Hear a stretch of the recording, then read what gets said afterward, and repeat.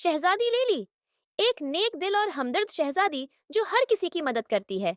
जादुई परिंदा, एक खूबसूरत सुनहरी परिंदा जिसकी चोंच से रोशनी निकलती है और जो हर मुश्किल का हल जानता है।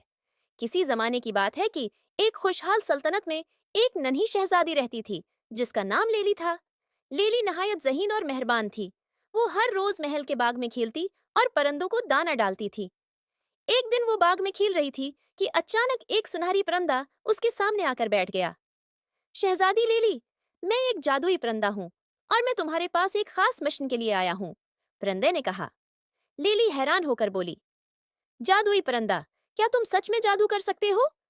परिंदा मुस्कुराया और बोला, हाँ, लेकिन मेरा जादू सिर्फ इन लोगों के लिए काम करता है जो दिल के सच्चे और नेक होते हैं।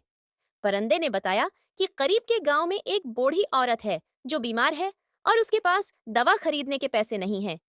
लेली ने फौरन परिंदे की बात सुनी और अपनी गुलाबी थैली से सिक्के निकाले। चलो, हम इस औरत की मदद करते हैं। परिंदा लेली को अपने परों पर बैठाकर गांव ले गया। वहां लेली ने औरत को दवा दिलाई और उसके घर का सामान खरीदा। औरत ने लेली के सिर पर दुआ दी और कहा, बेटी, तुम्हारी ये नेकी कभी रायगा नहीं जाएगी।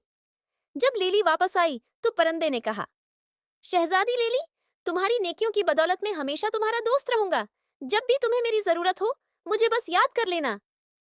ये कहानी हमें ये सिखाती है कि दूसरों की मदद करना न सिर्फ अच्छा अमल है, बल्कि ये हमारी जिंदगी को खुशियों से भर देता है। नेकी का बदला हमेशा नेकी ही होता है।